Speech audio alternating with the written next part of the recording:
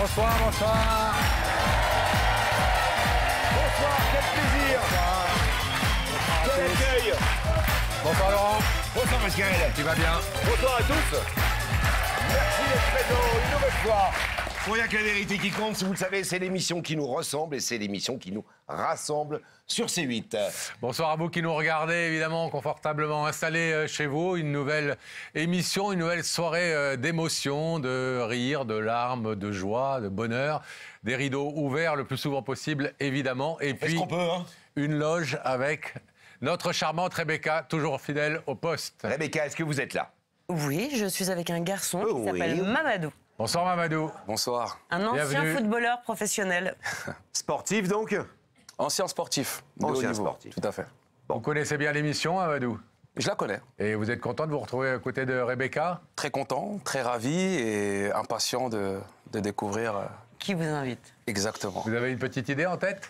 Honnêtement, pas du tout. Je Pas ne du sais tout. pas du tout. D'accord. On va vous laisser dans le suspense et dans l'attente, Mamadou, et puis on va refermer, nous, la loge de Rebecca de manière hermétique pour que vous n'entendiez pas, Mamadou, le prénom de la personne que je vais citer maintenant, mesdames et messieurs. Merci de la recevoir, elle s'appelle Léa.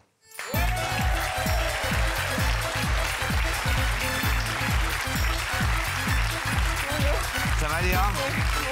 Bonsoir, bienvenue. Léa, vous avez une histoire qui nous a beaucoup touchés, nous et notre équipe, bien sûr. Vous nous avez appelé il y a quelques semaines pour nous raconter le quotidien, si j'ose dire, et la terrible aventure de certaines jeunes femmes. Je crois que c'est un problème qui touche plus les jeunes femmes que les jeunes hommes, de l'anorexie. Vous avez été une adolescente qui a vécu, qui a traversé ce trouble alimentaire, et ça vous a causé des dégâts extrêmement complexe. Ouais, en fait, il y a eu du harcèlement, il y a eu un petit copain très toxique, il y a eu aussi plein de moqueries, il y a eu le décès de mon tonton avec qui j'étais très proche, et du coup, ça a fait comme un gros cocktail et ça a explosé. Et en fait, j'ai commencé par faire un régime alimentaire tout simple, basique. C'est-à-dire qu'au départ, qu'on comprenne bien, Vous étiez un peu ronde? Ouais, un petit peu, oui. comme beaucoup d'ados, Oui, j'étais en train de me former tout ça, donc oui, j'étais... et là, tout d'un coup, vous avez entendu des horreurs, j'imagine, sur votre poids ou sur vos formes, et vous avez décidé à ce moment-là de vous prendre en main. Ouais, c'est ça. Vous le pensiez, en tout cas de faire un régime, Ouais. et un régime un peu strict. Oui, Quand vous prenez les choses en main, c'est pas à moitié, puisqu'en quelques mois, vous perdez 17 kilos, c'est ça? ouais, ouais. Vous êtes passé de quel poids à quel poids? 67 jusqu'à 42. Ouais. Donc c'était énorme. Et il y a une personne qui, selon vous, vous a sauvé la vie. Ouais. C'est le garçon qu'on vient de voir dans la loge auprès de Rebecca, Mamadou. Il a pris du temps pour moi, tout le temps, même sur du temps libre où il était avec ses enfants et sa femme. Il prenait du temps pour m'appeler, pour me réconforter, pour me remonter le moral. Enfin voilà, il a consacré énormément de temps pour moi. On avait une relation très, très proche avec Mams. Donc voilà. Donc vous considérez qu'il vous a Sauvé. reconstruite, sauvée, Sauvé, reconstruit. et vous êtes venu lui dire merci après toutes les épreuves que vous avez traversées pendant cette adolescence difficile. On regarde l'histoire de Léa tout de suite en images, regardez. Normalement, quand on a 16 ans, on est armé d'insouciance. On a la vie devant soi et le monde entier à découvrir. Mais pas pour Léa. Pour elle, l'adolescence est un véritable cauchemar. Victime de harcèlement et de moqueries au collège, elle n'a qu'une idée en tête, disparaître et mourir. Léa se renferme sur elle-même. Elle perd toute confiance et sombre dans l'anorexie. Étrangère à son propre corps, la jeune fille n'arrive plus à s'alimenter. Les mois passent et Léa n'est plus que l'ombre d'elle-même. Ses parents sont impuissants face à cette maladie grave et complexe qui ronge leur enfant. Ils ont beau voir des médecins et des spécialistes, rien n'y fait. Et puis un jour, Léa découvre sur Internet la voix et le visage d'un homme singulier. Mamadou est un ancien sportif de haut niveau qui donne des conseils pour être mieux dans sa tête et mieux dans son corps. Cette découverte agit sur Léa comme un déclic. Pour elle, c'est sûr, c'est cette personne qui va pouvoir lui venir en aide. Sa maman contacte alors Mamadou qui prend Léa sous son aile. Pendant 1 an, petit à petit, le jeune homme va l'aider à retrouver sa confiance en elle et reprendre le contrôle sur son corps et à sortir de l'anorexie. Et le miracle tant attendu arrive enfin. Léa est désormais guérie. 6 ans après son combat, Léa n'a pas oublié ni sa détresse, ni le soutien qu'elle a trouvé auprès de Mamadou. Alors ce soir, Léa est venue sur notre plateau pour mettre à l'honneur cet homme incroyable qui a su lui redonner goût à la vie.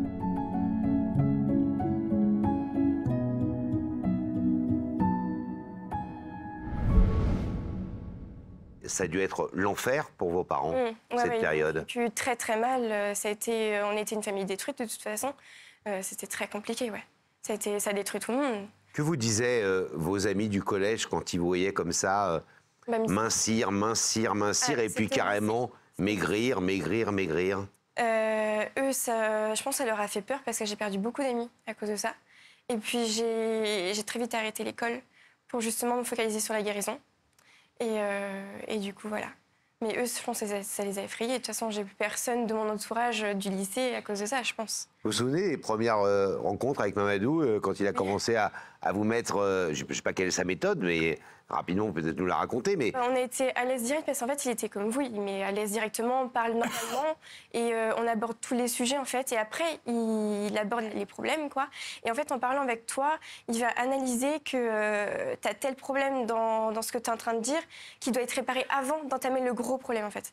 En fait, il a soigné tous les petits problèmes à côté, donc le harcèlement, la mort, la relation toxique. Et ça a soigné l'anorexie, en fait. Et tout ça en à peine une année, en fait. Ouais, en une année. La transformation s'est faite dans l'autre sens à nouveau. Alors, Rebecca est allée lui porter votre invitation, mais il ne sait donc pas que c'est vous. Regardez la réaction. Nous sommes à Paris, gare d'Austerlitz. Cette gare a été inaugurée en 1840 sous le nom de gare d'Orléans, puis rebaptisée en 1852 gare d'Austerlitz en l'honneur de la victoire de Napoléon. Je suis ici pour remettre cette invitation à Mamadou, avec qui j'ai rendez-vous juste devant la gare. Je crois qu'il est là. Excusez-moi. Bonjour, vous êtes Mamadou? C'est ça. Je suis Rebecca de l'émission Il y a que la vérité qui compte et je vous remets cette invitation. Bien, merci. En espérant vous retrouver très vite sur le plateau. Bien sûr, j'y serai avec grand plaisir. Merci beaucoup. En fait, vous le considéreriez comme quoi? Comme un coach sportif, un nutritionniste ou un psychologue? Non, pas du tout comme ça, parce qu'il n'est pas du tout comme ça, mais comme un héros, comme un médecin Enfin, comme un médecin qui soigne les patients, en fait. Comme un médecin, en fait. Pourquoi vous lui avez fait confiance à lui? Parce que je sais pas, dès que j'ai entendu parler, dès que je l'ai vu, je savais que c'était lui qui allait me soigner. Je me suis dit, c'est lui. Je peux pas l'expliquer, c'était lui. Je connais pas bien ce sujet, j'ai eu la chance de ne pas avoir d'enfants. J'ai des filles pourtant, mais touchées par ce type de problème, heureusement. Pourquoi ça touche plus les filles que les garçons? Je pense qu'il y a aussi les réseaux sociaux qui jouent beaucoup à ça. Le fait qu'on voit des filles souvent retouchées, tout le temps bien maquillées, la bouche pulpeuse, tout ça. L'apparence. Ça crée des complexes, en fait. L'image qu'on renvoie des réseaux sociaux, tout ça, de la femme, en général, on la modélise, en fait, comme un mannequin, on va dire, alors qu'en fait, il y a toutes les formes, en fait. Et enfin, je veux dire, que tu sois maigre ou gros, je veux dire, c'est beau. Et il n'y a pas de mal à ça. Donc voilà. Vous êtes aujourd'hui, vous avez le sentiment d'être sorti totalement de l'enfer? Oui, je suis totalement guérie de ça, vraiment. Ça fait plaisir de vous voir comme ça, en pleine forme. Bravo à Mamadou. On va vous laisser le remercier. On vous abandonne quelques Et le retrouver, surtout, le faire venir ici. À tout de suite. Oui, à tout de suite. On va refermer le rideau derrière nous. On va rétablir la connexion avec la loge de Rebecca, qui a peut-être appris quelques jongles dans la loge. Non, on a parlé de plein de choses, mais en fait, Mamadou a très envie de vous rejoindre. Eh bien, nous, on a très envie qu'il vienne. Ah ben voilà, je pense que c'est ce qu'on va faire. Hein. Je vais vous demander de vous lever. Merci. Vous allez suivre Sam, et la vérité est au bout du couloir. Super.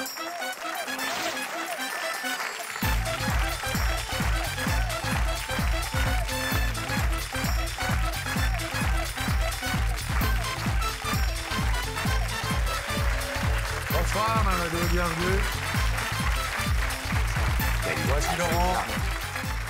Ça va? Donc, ancien sportif de haut niveau, qu'est-ce qui vous a fait arrêter? Une blessure. Une blessure.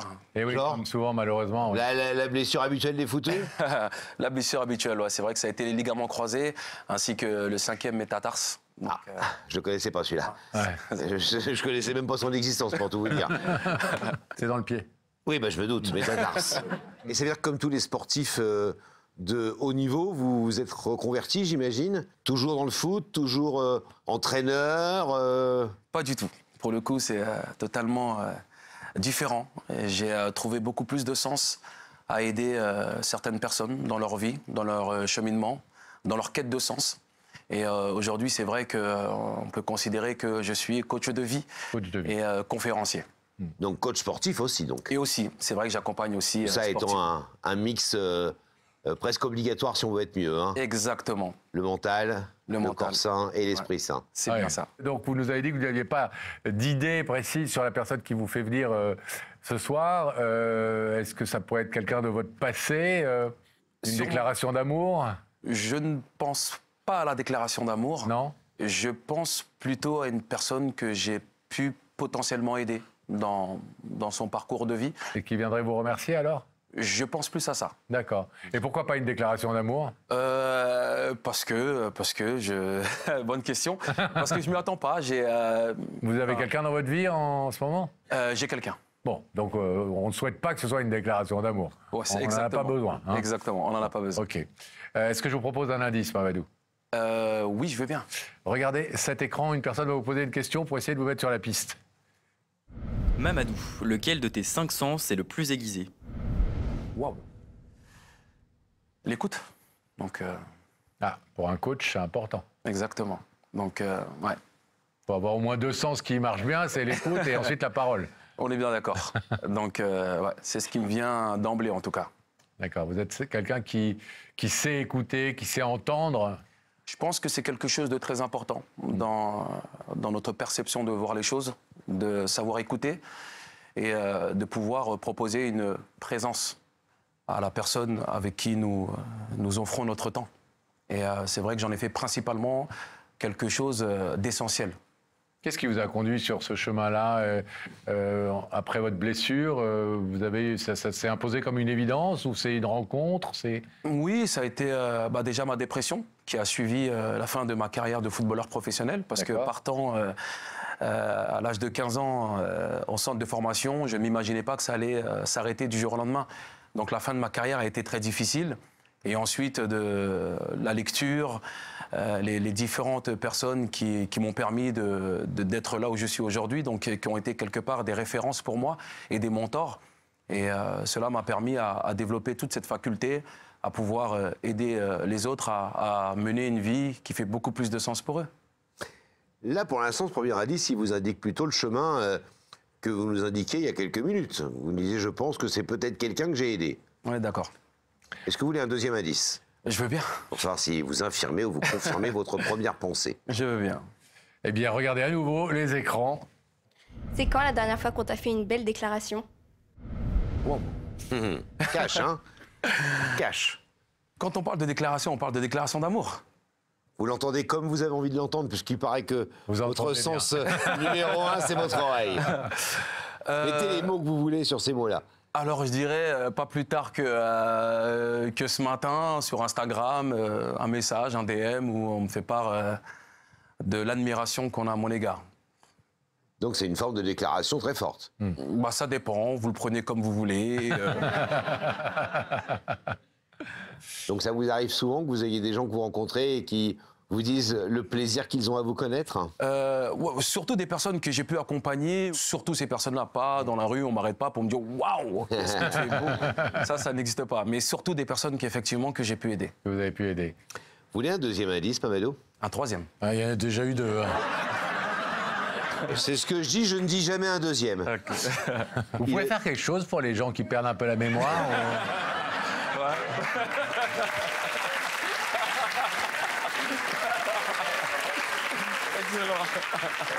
Vous avez donc eu 2 indices. Est-ce que vous voulez savoir qui, je veux bien. Qui nous a demandé de vous inviter ce soir sur ce plateau? Ouais, j'en meurs d'envie.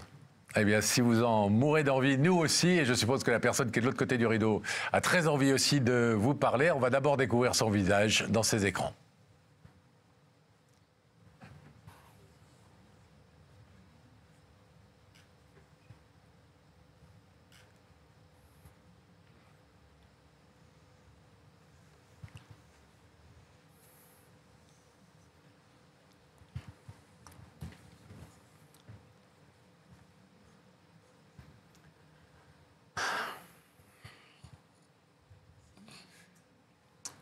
Je suis dû... Enfin... C'est pas moi qui dois parler. Si, vous êtes chez vous. C'est elle qui est obligée de se taire tant qu'on ne lui donne pas la parole. Mais on peut lui donner la parole maintenant, si elle souhaite répondre à ce que vous allez dire tout de suite. Allez-y. Alors, je suis très touché. Je pense que je vais me faire vanner, moi, dans mon quartier du 93, là. Là, j'ai pas les mots pour l'instant, donc je pense que je vais la laisser s'exprimer parce que il me faudra un peu de temps là pour réaliser. Vous connaissez cette jeune femme? Oui. C'est pas une déclaration d'amour, hein, Mamadou? Pas du tout. S'appelle Léa. Vous voulez entendre ce que Léa est venue vous dire? Ouais. Léa? Oui. Donc même si je t'ai fait venir ici, c'est pour te remercier de m'avoir sauvée de l'anorexie et de la boulimie. Parce que sans toi, je serais pas là. Prenez votre temps, Léa. Oui. Je te remercie d'avoir été toujours là pour moi, d'avoir pris du temps sur ton temps libre à m'appeler à des 23h minuit, alors que tu avais tes enfants et ta femme derrière, d'avoir consacré du temps pour moi pour m'aider. Je suis aussi désolée de t'avoir des fois parlé mal ou de ne pas avoir écouté toujours tes conseils parce que j'étais dans l'anorexie et la boulimie. La maladie fait que quand on a des conseils, parfois, c'est nos ennemis. Donc, pour moi, tu as été celui qui m'a sauvé la vie. Donc, je voulais te remercier correctement ici et mettre à l'honneur tout ton travail parce que tu le mérites, tu es quelqu'un de très bien. Tu es une personne exceptionnelle. Et je voulais juste te remercier de m'avoir sauvée de tout ça. Parce qu'aujourd'hui, je suis quelqu'un de reconstruit. Je suis une nouvelle femme. Je ne suis plus du tout comme avant. J'ai eu un enfant. Si je t'avais pas eu dans ma vie, je n'aurais pas eu mon enfant, je n'aurais pas eu toute cette motivation pour m'en sortir. Donc je te remercie vraiment de m'avoir sauvée.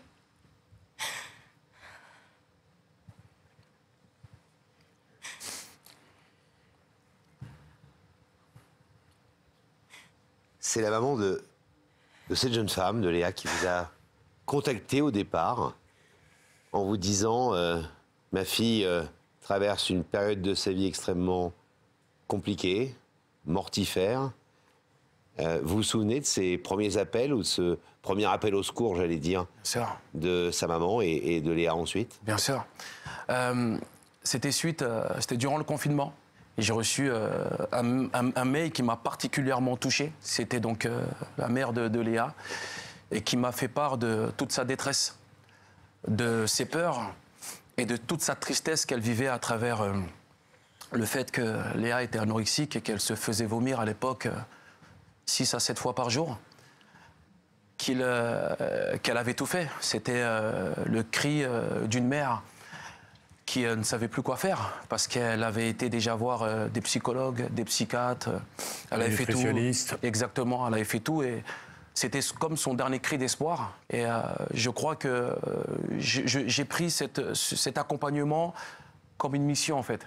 Je me sentais totalement capable, avec humilité, de lui apporter ce qu'il fallait. Et j'ai donc accepté et ça a été long. Parce que la Léa qu'on voit aujourd'hui, c'était pas la même quand je l'ai récupérée. Ça a été des appels impromptus. Parce qu'il faut savoir qu'habituellement, dans mes accompagnements, il est rare que je donne mon numéro personnel.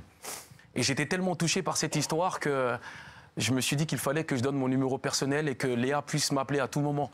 Et je lui disais que avant de te faire vomir, appelle-moi. Et avant de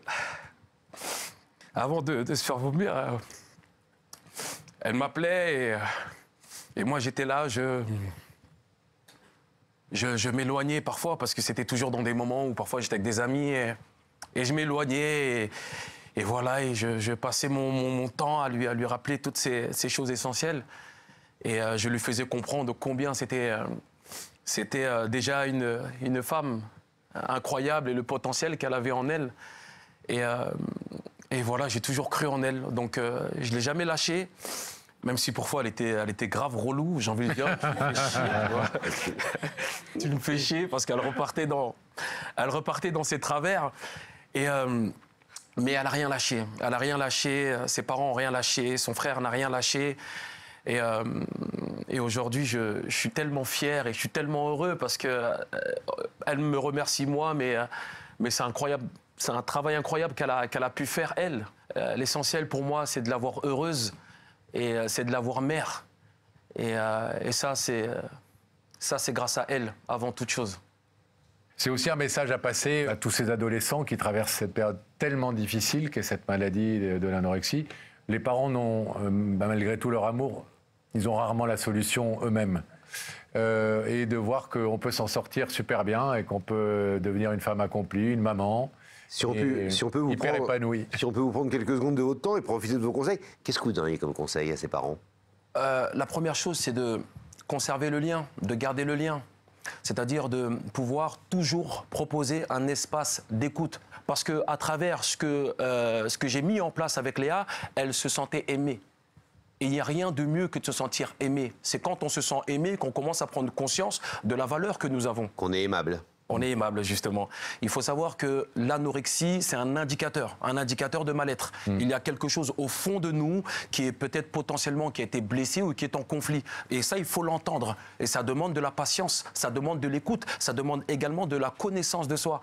Et quand on arrive à pouvoir créer un socle avec toutes ces choses-là, petit à petit, avec du temps, avec de l'amour et avec de la bienveillance, on arrive à devenir une femme exceptionnelle comme Léa. Il y a des solutions. C'est le message qu'on retiendra aussi ce soir. On va vous demander de vous lever, Mamadou, comme le veut la tradition de l'émission, face à ce rideau. Il y a de l'autre côté Léa qui est venue vous remercier de l'avoir sauvée, d'avoir fait d'elle, de l'adolescente meurtrie, blessée, qu'elle était cette femme heureuse et épanouie. Je suppose que vous n'allez pas hésiter à ouvrir ce rideau. J'allais vous demander où est-ce que je prends la fuite, en fait. Il n'y a pas d'issue, non. Si vous voulez repartir, vous pouvez, bien entendu. Mais si vous voulez ouvrir ce rideau, il va s'ouvrir très vite pour vous. Bien évidemment, j'aimerais ouvrir ce rideau. Alors on l'ouvre.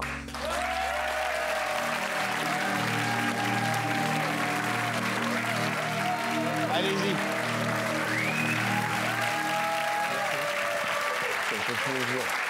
Super, bravo. Bravo, Léa. Waouh, bravo.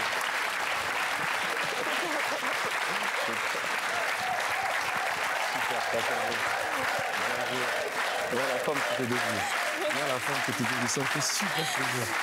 Voilà. Léa, vous avez réussi deux choses ce soir, trois même. La première, c'est d'émouvoir tout le monde ici, Laurent et moi, le public et tous nos téléspectateurs, ça bien évidemment, par cette belle histoire et cette belle démarche. La deuxième, c'est de mettre à l'honneur l'homme qui vous a sauvé. Et la troisième, c'est de faire en sorte qu'il se fasse charrier pendant des jours et des jours parce qu'il a versé sa petite larme.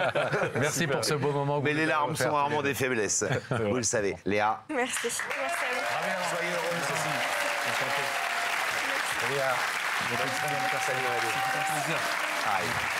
On vous laisse. Allez, bras dessous, vous repartez en coulisses. Merci à vous deux. Merci.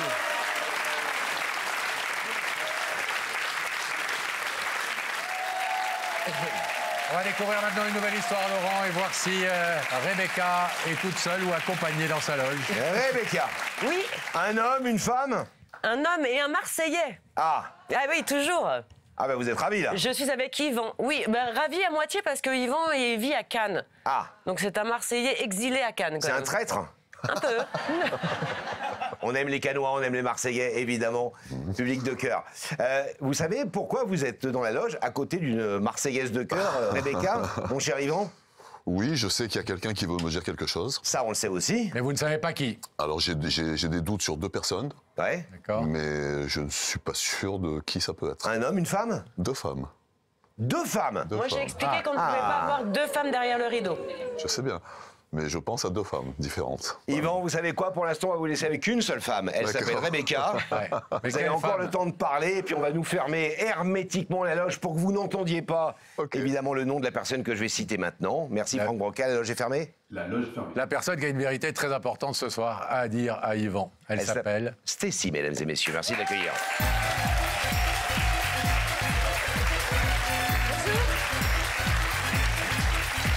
Stécie, ça va bien? Ça va, merci. Bonjour. Un peu stressé. Un petit peu, oui. Je le sens quand je vous serre la main. Oui. Hein, c'est... Comment allez-vous? Ça va très bien. Oui. Ouais, je suis contente Ravi de d'être faire ici. votre connaissance. Merci, moi aussi. Vous êtes content d'être là parce que vous connaissez l'émission? Oui, je connais Vous la depuis regardez? longtemps. Ça fait des années, ouais. Vous nous aimez bien? Ouais, je vous adore. Nous aussi, on C'est vous sympa adore. ce que vous faites, surtout pour moi aujourd'hui. Alors, oui. Qui est ce beau monsieur qui est aux côtés de Rebecca et qui pense à 2 femmes possibles pour l'avoir fait venir ce soir. Je l'ai rencontré il y a 1 an et demi, il s'appelle Yvan, il est dirigeant d'entreprise à Cannes. C'est un homme super, il fait beaucoup de sport. Il est un peu plus âgé que moi, il a 65 ans. Et vous 40 ans, bientôt. Donc 25 ans d'écart quand même. 25 ans d'écart quand même. Mais moi, je les sens pas. Et récemment, en fait, on a eu une grosse dispute avant de partir en Thaïlande. On devait aller vivre là-bas. J'ai dit des choses qu'il fallait pas et je regrette énormément. Et je suis là pour m'excuser. Parce qu'attendez, qu'on comprenne bien. Yvan, il a un projet de s'installer en Thaïlande. Pour faire des activités là-bas, etc., liées au tourisme, soyons clairs. Et normalement, il devait vous emmener avec vous et vous deviez partir avec lui. En octobre, on devait partir ensemble et finalement, 10 jours avant, on s'est disputés. Et donc, c'est comme s'il m'avait fait une demande en mariage de partir, de faire ma vie là-bas. Et puis 10 jours avant, je suis tombée sous choc émotionnel des nues. Et donc, je lui ai dit des mots horribles. C'est quoi des mots horribles? C'est des choses qu'on regrette, qu'on n'a pas envie de réécouter dans sa tête. Et voilà, je voudrais qu'il sache que ce ne sont que des mots, en fait. Et donc, pour l'instant, il a décidé quoi? Il a décidé déjà de ne plus être avec vous? Déjà, oui, il est très dur. Donc, il avait décidé de ne plus être avec moi, de ne plus me pardonner.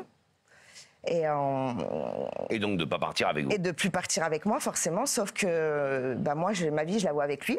Oui. Donc je suis là pour le récupérer et lui dire tout l'amour que j'ai pour lui, peu importe l'âge, peu importe la situation. Vous en parlez de l'âge en disant que vous ne le sentez pas, vous ne la sentez pas, cette différence d'âge? Moi, ça va de mon côté. Pour lui, c'est un sujet, c'est un problème? C'est-à-dire qu'il a peur, je pense, de vieillir plus vite que moi et que je le délaisse. Alors qu'au final, moi, si j'ai de l'amour pour quelqu'un, c'est en entier, c'est pour toujours.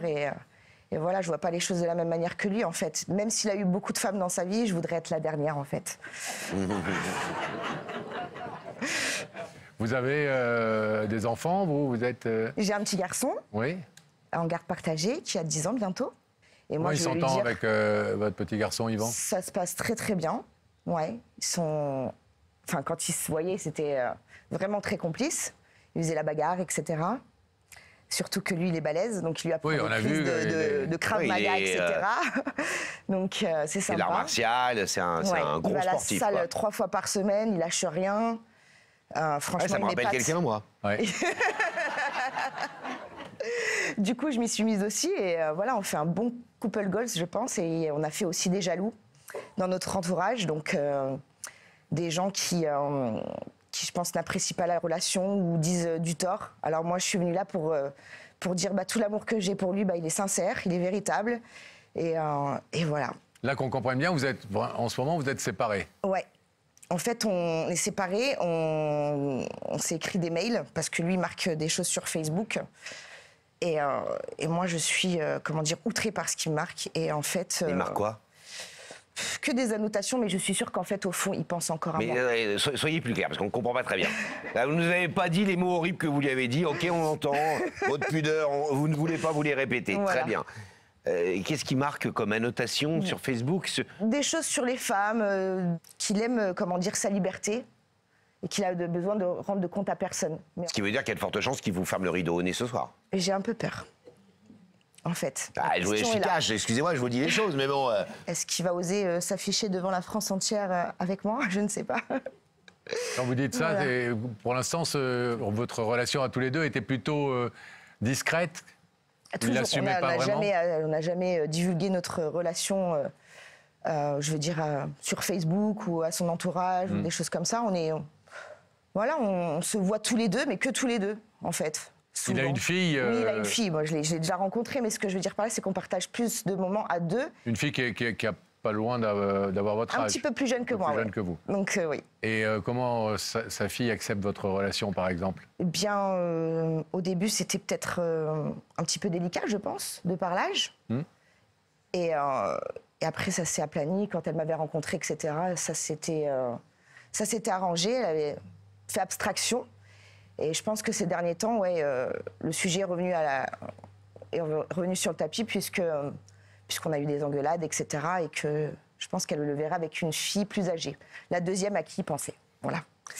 Attendez, vous êtes en train de dire que quand Yvan nous dit « je pense à 2 femmes en particulier », il pense à vous, éventuellement, et il pense à une autre femme. Mais il a dit 2 femmes, hein.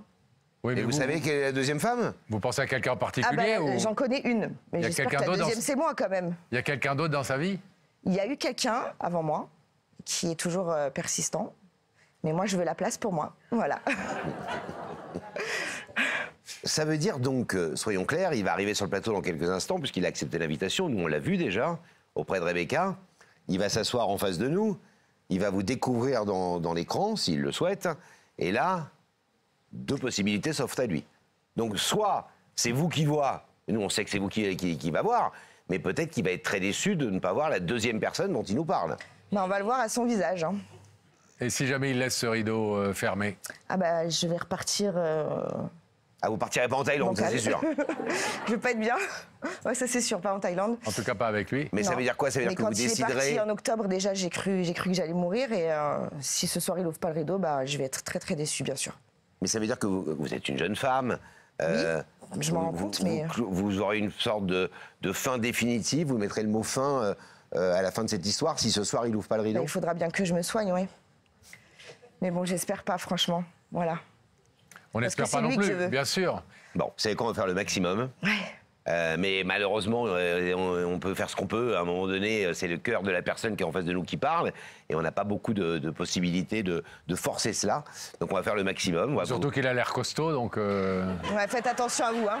On va vous laisser quelques instants. Vous savez, vous connaissez la consigne. Vous ne parlez pas tant qu'on vous donne pas la parole. Évidemment, même si vous avez très envie de crier votre amour, on l'a bien compris. Stacy, à tout de suite. À tout de suite. Détente. Tout va bien se passer. On va fermer le rideau. Le rideau, oui, s'il vous plaît, en régie. Merci beaucoup, Franck Broca. Et on va rétablir la collection avec la loge de Rebecca, qui est toujours avec son Marseillais canois. Oui, voilà. Ouais. Et qui est assez détendu. Et je pense, honnêtement, Yvan, vous avez envie d'y aller? Ah ben oui. Ah ben voilà. Bien Donc, sûr. je vais vous demander de vous lever. Allez. Vous allez suivre Sam et la vérité est au bout du couloir. Ok.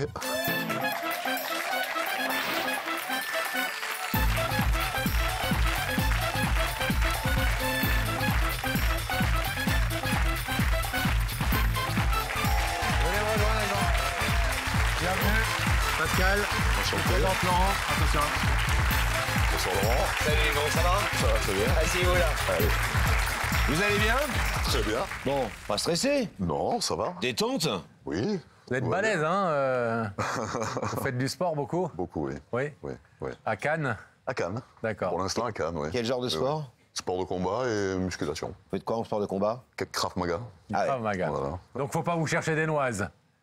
Je suis très Non, mais gentil, souvent, en les fait. gens qui font du sport de combat sont des gens très calmes, Absolument. sereins, parce Tout à que, fait. comme disait mon prof de karaté il y a très très longtemps, Ouais. un combat évité, c'est un Ouais. combat gagné. Exactement. Quelle sagesse, Mais oui, Pascal. Ouais. C'est pour ça que tu n'as jamais fait de sport de combat, toi. Non. Tu t'es dit, on va les éviter tous. Non, non, non. Vous ne savez absolument pas pourquoi vous êtes là ce soir? J'ai une petite idée. Je pense qu'il y a Mais- quelqu'un qui a quelque chose à me dire. Oui, Ouais. ça. Alors qui? J'ai deux personnes que je suspecte, on va dire. Après, je suis sûr de rien du tout. Deux femmes. Deux femmes. Deux Ouais. femmes. Vous êtes un homme à femme? Un petit peu quand même. Un peu? Vous êtes célibataire? Aujourd'hui, célibataire, oui. D'accord. Ouais. Vous avez des enfants? Un enfant. Ouais. Garçon, fille? Une fille. Une fille? Ouais. Comment s'appelle-t-elle? Marine. Marine, on l'embrasse, Marine. Que l'âge de la trentaine? 32 ans. D'accord. D'accord, jeune femme. Voilà. quoi. Est-ce que vous voulez que Pascal, vous connaissez j'imagine le principe de l'émission, vous savez qu'il y a Oui. des indices là-haut dans Oui. les écrans. Ouais. Est-ce que vous voulez que Pascal Bataille, ici présent, à ma gauche, vous donne un indice? Je veux bien, oui. Pascal, c'est à toi. Merci, Laurent. Vas-y, je t'en prie. Yvan, je vous propose de regarder dans ces écrans et une personne va vous poser une question qui devrait normalement vous mettre sur la voie. D'accord. Ou pas? Yvan, on te donne quel âge en général? 10 ans de moins. C'est bien, ça, c'est une bonne réponse. Ouais. Vous avez quel âge, Yvan? J'ai 65 ans. 65 ans. 65 ans. Et on vous donne généralement une cinquantaine d'années. Une cinquantaine d'années. Et l'âge, c'est quelque chose d'important pour vous? Vous dites bien vieillir? Bien vieillir, je pense que c'est très important. Oui. Bien vieillir en bonne santé. Je pense que c'est très... Alors, très, si on résume les deux informations qu'on a pour l'instant, un, vous êtes un homme à femme. Ouais. Deux, vous êtes plus jeune que votre âge. Ouais. Et c'est très important pour vous Tout à fait. d'avoir l'air plus jeune et de vous maintenir. Ouais, ouais. Est-ce que ça veut dire que vous en jouez, entre guillemets? Parce que j'imagine que quand vous rencontrez une jeune femme, par exemple, plus jeune que vous... Il m'arrive de tricher sur mon âge, oui. Ah oui, carrément? C'est vrai. Ouais. Ouais. Je ne veux pas dire que j'ai 65 ans, je dis que j'ai une cinquantaine d'années. D'accord. Et ça passe. Ah Ça oui. passe très bien. Tant mieux. Mais si ça passe, on continue. Voilà.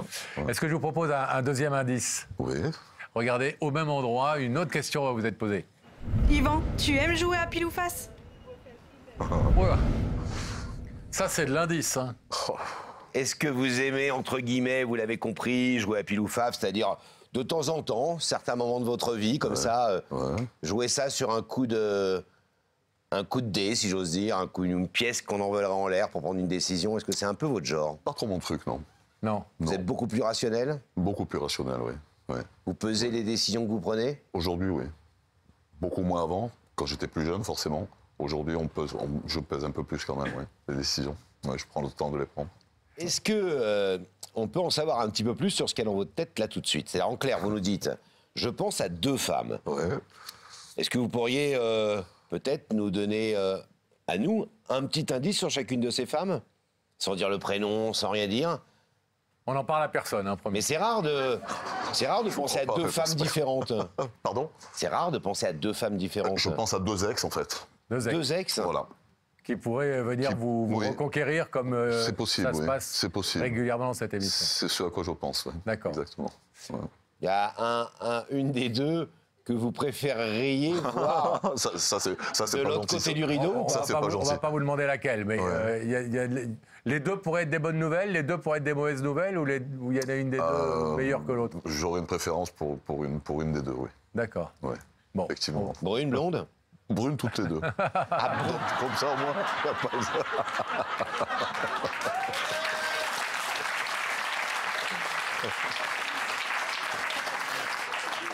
C'est vrai que j'ai une possibilité, moi. Hein. Ouais. Pascal aussi, mais c'est plus moi qui le fais.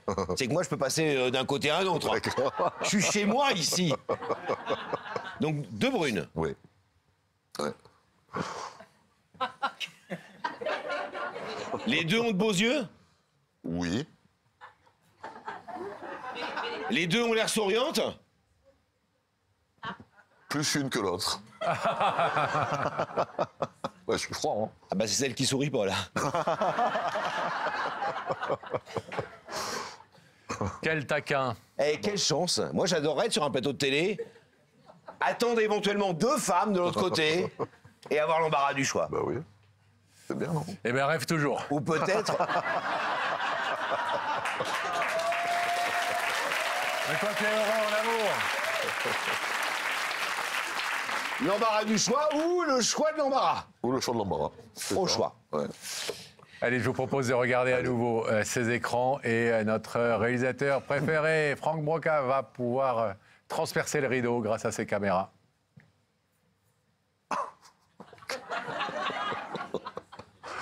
Ok. C'est la souriante ou pas la souriante? C'est la souriante. Elle est brune?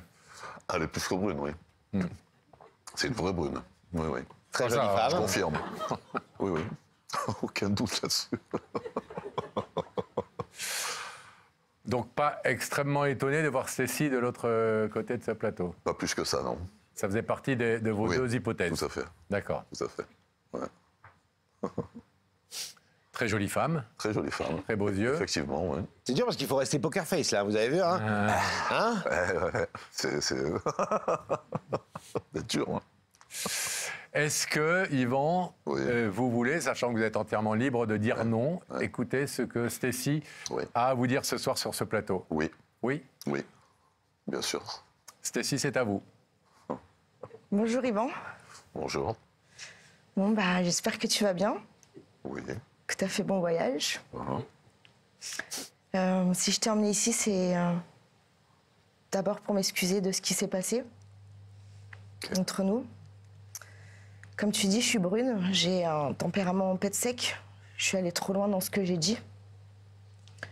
Et je pense que ça doit faire redondance dans ta tête. Et du coup, je suis là pour m'excuser déjà devant tout le monde, devant toi. J'espère que tes proches l'entendront aussi et que tu me permettras de m'exprimer davantage.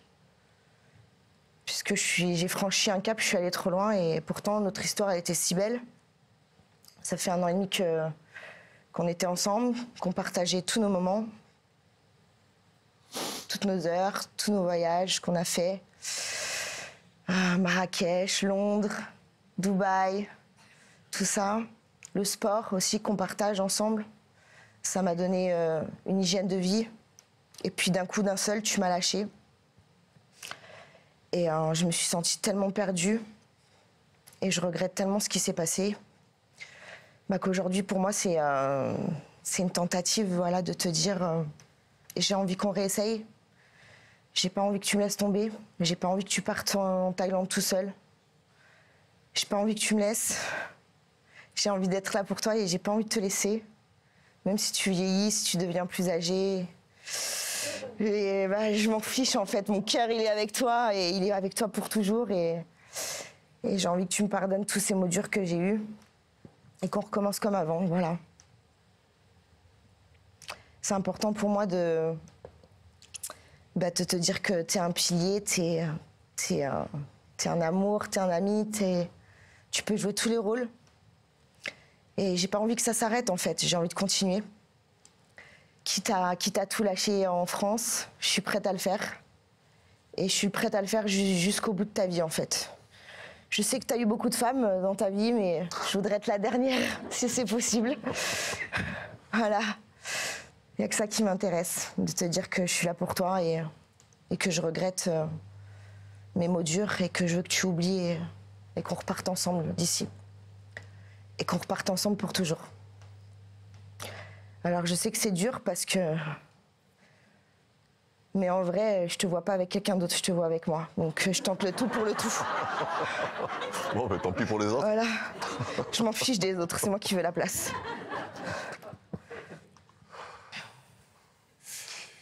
Belle déclaration. Ah oui, effectivement. Une jeune femme déterminée. Waouh. Ouais. Très amoureuse. Apparemment, oui.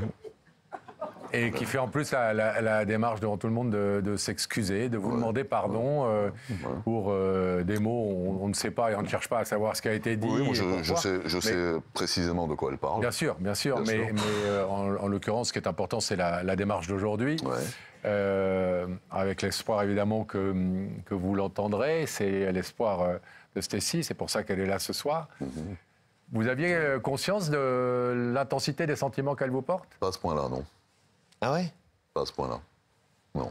Pourtant, il y a longtemps que vous vous connaissez quand même. Oui, mais... Vous avez eu l'occasion de vous parler, de vous dire des choses. Bien sûr, mais c'est vrai qu'avec ce qui s'est passé lors de notre séparation, je ne pensais pas qu'il y avait un tel amour, quoi. Je veux dire, voilà, non, j'étais loin de m'imaginer que c'était aussi fort. Ouais. C'est une très bonne nouvelle. C'est une très bonne nouvelle. Ne brûlez pas les étapes. Après, la décision que je vais prendre, je ne sais pas. Stécie, à l'heure où je vous parle là, ma chérie, est-ce que, en vrai... Pas trop ma chérie, parce que tu as vu... Ouais, il va me... Bah ça va, il n'est pas encore avec elle, donc pour l'instant, ils sont en séparation. Est-ce qu'à l'heure où je vous parle, là, tout de suite, là, vous êtes sur une échelle de 0 à 10, 0, il ouvre pas le rideau, 10, il l'ouvre, vous êtes à combien? De 0 à 10. Attention à l'excès de confiance, hein. Moi, je suis à 1000%, j'espère qu'il est à 10 au minimum, quoi. 10 au minimum? Ah oui. Parce qu'elle a raison, attention à l'excès de confiance. L'ascenseur émotionnel peut repasser par là. Hop, hop. En fait, ma question, c'est pas seulement de savoir si tu me pardonnes, c'est plus profond que ça, en fait. Je veux vraiment que toi aussi, tu me déclares ta flamme. T'es pas expansif non plus. Ouais, je veux que tu repartes avec moi, mais bien, en fait. Tu ouvres, tu arraches le rideau et... Bah oui. J'en ai marre de faire toujours le premier pas. On se calme, Stécie, on se calme. On est à la télévision, une émission grand public. Yvan, je vais vous demander, si vous le voulez bien, de vous placer face à ce rideau, debout. Ouais. De l'autre côté de ce rideau, il y a cette belle brune aux yeux étincelants qui est venue vous faire une belle déclaration d'amour. Vous demandez pardon, mais on l'a entendu, et elle l'a dit très clairement. D'ailleurs, elle joue un peu son va-tout ce soir, c'est-à-dire qu'elle dit, si tu ouvres ce rideau, c'est pour me reprendre dans tes bras et m'emmener avec toi, en Thaïlande. Donc Yvan, oui. Je vais vous demander, selon le principe de l'émission, quelle est votre décision? Est-ce que vous ouvrez, comme le souhaite Stécie, ce rideau, ou est-ce que vous le laissez fermer comme il l'est actuellement dans la vie entre vous? J'ouvre le rideau. Waouh. Vous ouvrez le rideau? Alors, il va retrouver là. C'était la vie.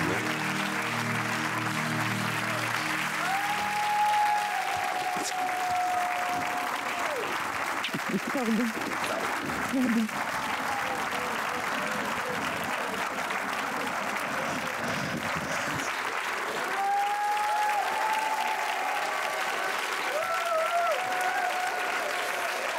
Quelle déclaration.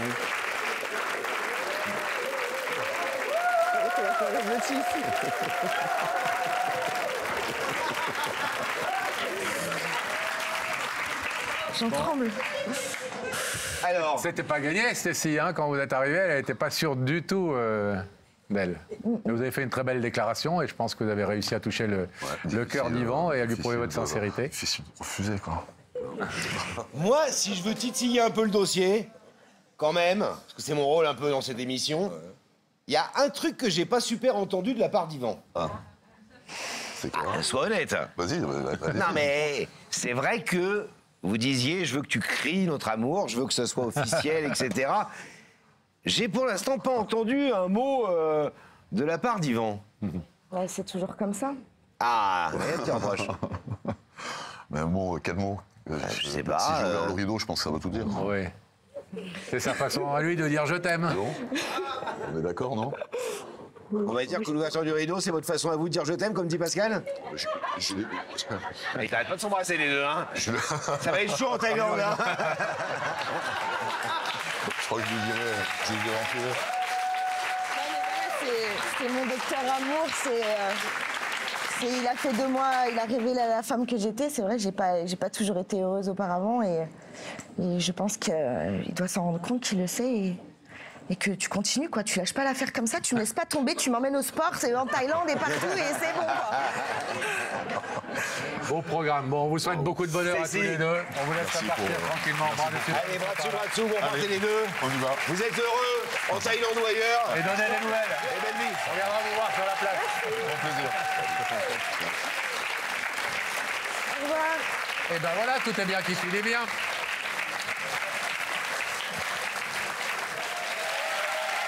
On va découvrir une nouvelle histoire, Laurent. Et rétablir la connexion avec la loge de Rebecca, voir si quelqu'un se tient à ses côtés. Est-ce que vous êtes accompagnée, Rebecca? Oui, je suis accompagnée. Alors, de qui? De Théo. Voilà. Bonjour. Bonsoir Théo. Vous venez d'où? De Montpellier. Jolie ville Ah oui, très belle ville même. et belle région. Vous avez une petite idée de la personne qui vous invite ce soir, Théo? Une petite, mais Ouais. j'en dirai pas plus. Vous voulez garder ça pour vous pour l'instant. On ne Oui. sait jamais, parfois il y a des surprises dans C'est cette ça. émission, donc il ne faut pas trop s'avancer. C'est ça. On va vous laisser entre gens du Sud, Montpellier, sûr. Marseille, c'est pas si loin que ça. Et puis nous, on va fermer la connexion avec la loge pour pouvoir accueillir sur ce plateau, Laurent, la personne qui est venue ce soir dire une vérité. Avant que je donne le à notre ami prénom, Théo. la loge est bien hermétiquement fermée. Totalement fermé. Parfait. Merci Habib. Merci d'accueillir, mesdames et messieurs, sous vos applaudissements, Mathieu.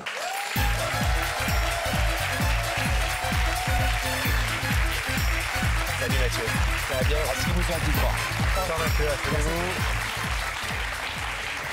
Comment ça va, Mathieu? Ça va bien, merci. Ouais? Ça va, ça va. Stressé?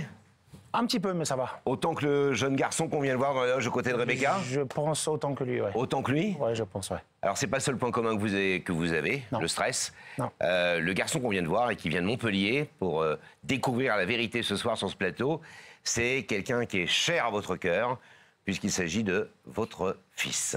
C'est ça, tout à fait. Théo, à qui vous n'avez pas parlé depuis un peu plus de 2 ans maintenant. Un peu plus de 2 ans, ouais. Depuis ses 18 ans, où on avait fêté ses 18 ans avec ma famille, on était descendu le voir. Et avec ses amis, voilà, depuis plus de... Plus de un nouvelles. petit message au mois de mai, là, mais c'est tout.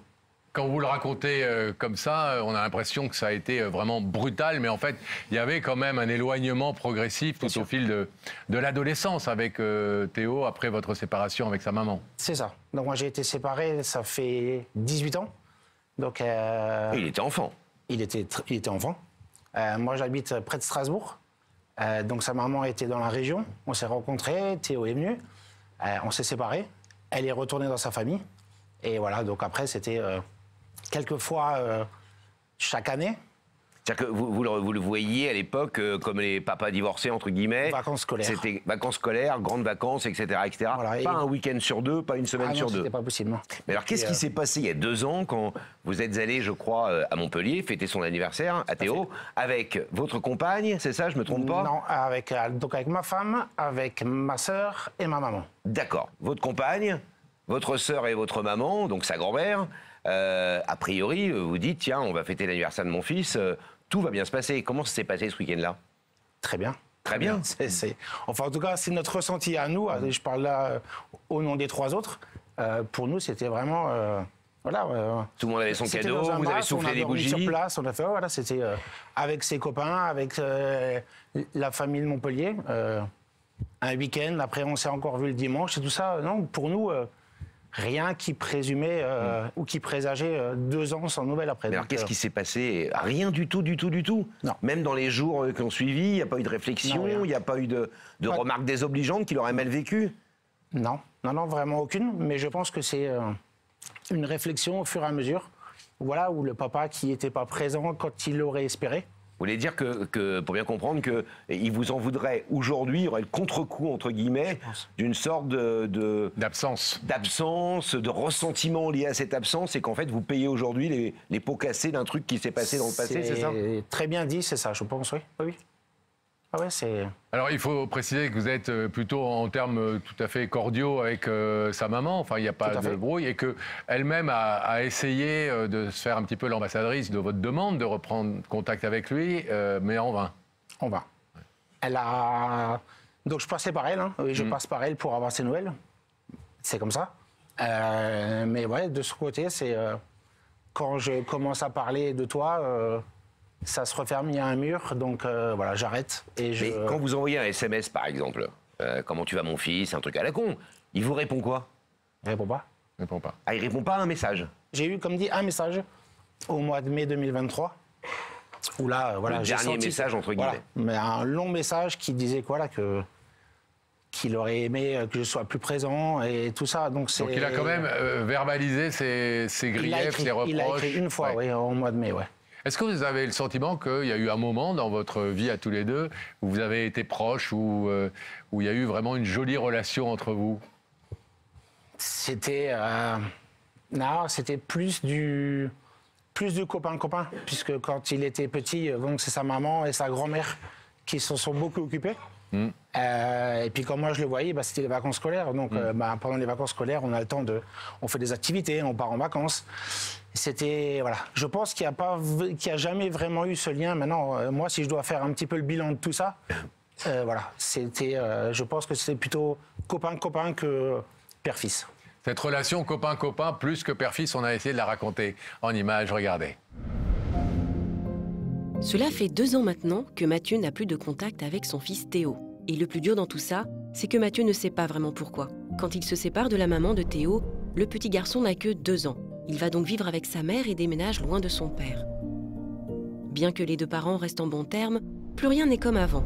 Théo ne voit son père que 4 fois par an pendant les vacances scolaires. Alors, si au début tout se passe bien, avec l'adolescence, tout se complique. Théo a le sentiment que son père n'est pas assez présent, sans pour autant vraiment lui exprimer. La dernière fois qu'ils se sont vus, c'était pour fêter les 18 ans de Théo. Tout se passe bien, et Mathieu est loin de se douter que ce sera la dernière fois qu'il verra son fils. Depuis ce jour, Théo ne viendra plus le voir et répondra à peine à ses appels et messages. Mathieu ne comprend pas ce qu'il s'est passé, même s'il a conscience que ces 2 dernières années, son fils est un peu éloigné de lui. C'est donc un papa désemparé qui a fait appel à Yac la vérité qui compte pour comprendre ce qui se passe avec son fils avant que les liens ne soient définitivement rompus. Comment Théo réagira-t-il à la démarche de son père ?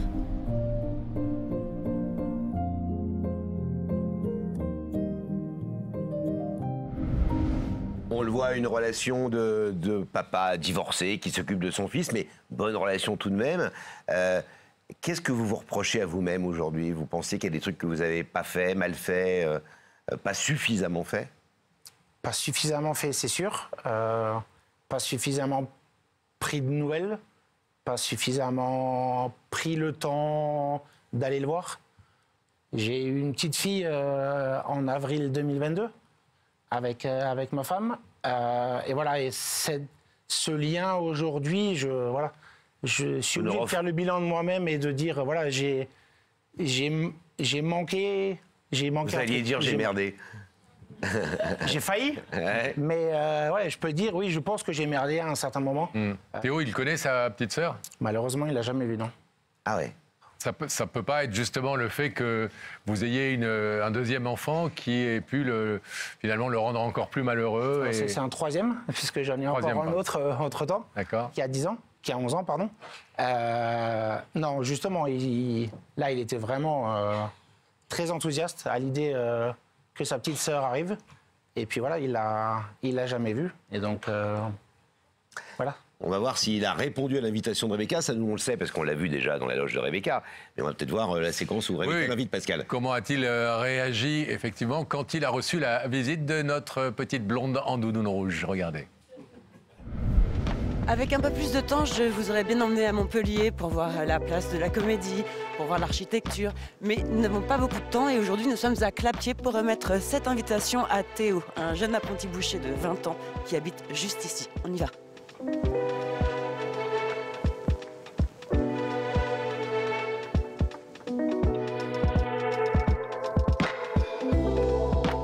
Bonjour, je suis Rebecca de l'émission Il y a que la vérité qui compte. Vous êtes Théo? C'est ça, je suis Théo. Vous allez bien? Bien, merci. Permettez-moi de vous remettre cette invitation en espérant vous retrouver très bientôt sur notre plateau. J'arrive, je viendrai bientôt, vous inquiétez pas. C'est bien votre fils qu'on vient de voir? C'est bien mon fils. Vous croyez que le fait de passer à la télé, vis-à-vis de ses copains, de ses amis, etc., sa vie privée mise comme ça en scène sur un plateau de télévision, ça ne soit pas à son goût? Je pense qu'il a la maturité nécessaire pour faire la part des choses. Ma démarche est sincère, c'est pas la dernière chance, même si je le prends un petit peu comme ça aujourd'hui, j'ai besoin, moi, qu'il entende des mots, puisque comme il répond plus même à mes appels ou quoi que ce soit, donc j'ai pas l'occasion maintenant de lui dire ce qui a fait un petit bout de chemin dans ma tête là depuis quelques temps. Voilà, donc j'ai vraiment envie de lui dire et je pense que lui, il saura faire la part des choses, c'est sûr. On va vous abandonner quelques instants, Mathieu, pour retrouver Théo de l'autre côté de ce rideau. Peaufinez bien ce que vous avez à lui dire, ces mots qui ne sont pas sortis à l'époque et que vous avez l'air de savoir ce que vous allez lui dire. Hein. J'ai une vague idée. Ouais. À tout de suite. À tout de suite. Bon courage. Merci. Le rideau va se refermer, Pascal. Et quand le rideau sera fermé... Rétablir la connexion avec la loge de Rebecca, où Théo doit être encore plus détendu que tout à l'heure. Ah bah oui. En tout cas. Ah bah oui, je le suis, hein, vous inquiétez pas. Voilà, maintenant, tout à fait détendu. autant tout à l'heure, il avait peut-être une supposition, maintenant il en a 12. Ah, d'accord. Donc c'est pas mal, je l'ai bien détendu. Tu l'avais embrouillé un peu. Un peu. Théo, je vais vous demander de vous lever. Vous allez suivre Sam et la vérité est au bout du couloir. Merci beaucoup.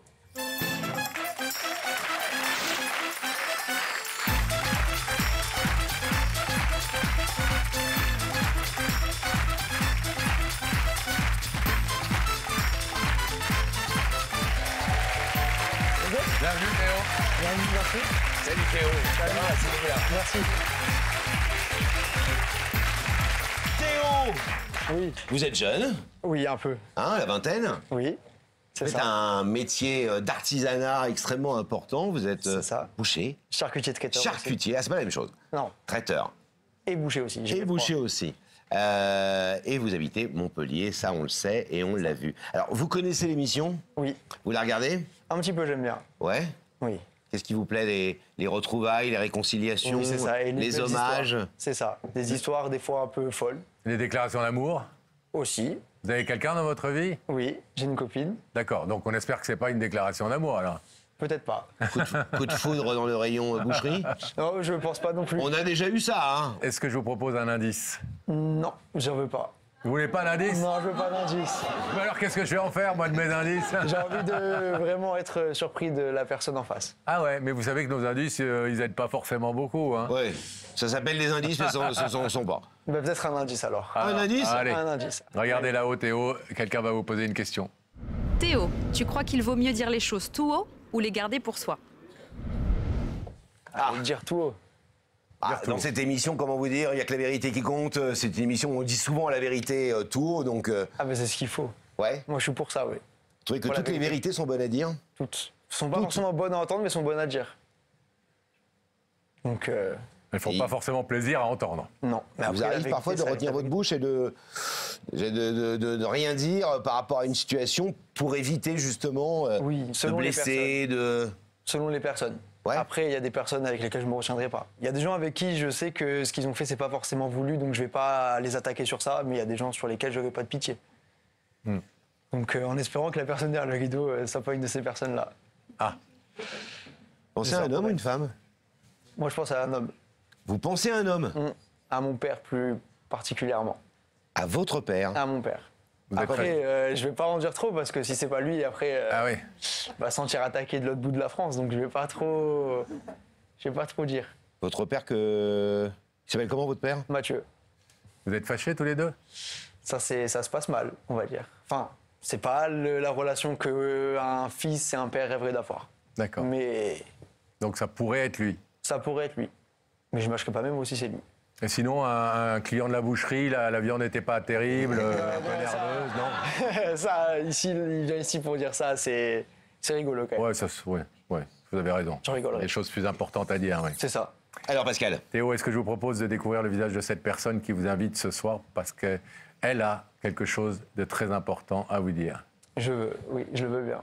Alors regardez à nouveau ces écrans et notre réalisateur préféré va transpercer le rideau avec ses caméras.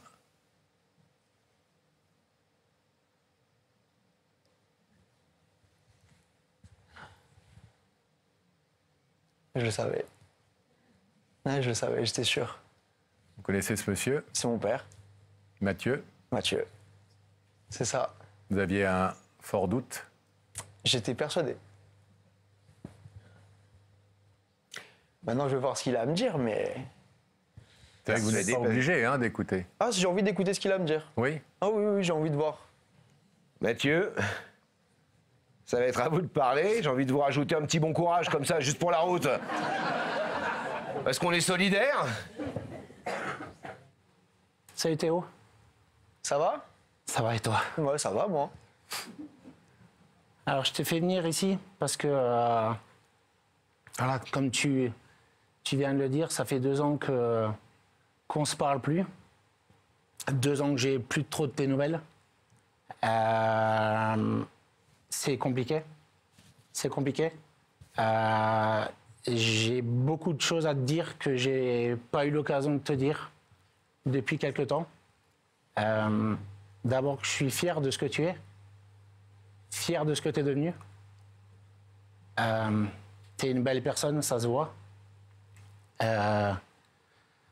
Ensuite, j'aimerais juste te demander pardon. Pardon de ne pas avoir été le papa que tu aurais aimé. Pardon de ne pas avoir été aussi présent que tu l'aurais souhaité.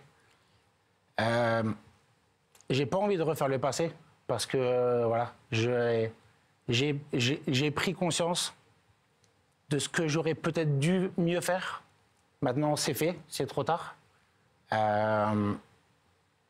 Tu me manques tout le temps. Et moi, j'ai envie maintenant qu'on laisse ce chapitre de notre vie derrière, même si tu as certainement beaucoup de rancœur que je peux comprendre. Mais maintenant, voilà, t'as 20 ans, t'as la vie devant toi, et moi, j'aimerais en faire partie. Je t'ai perdu depuis quelque temps, et j'ai plus envie de ça, en fait. J'ai plus envie de ça.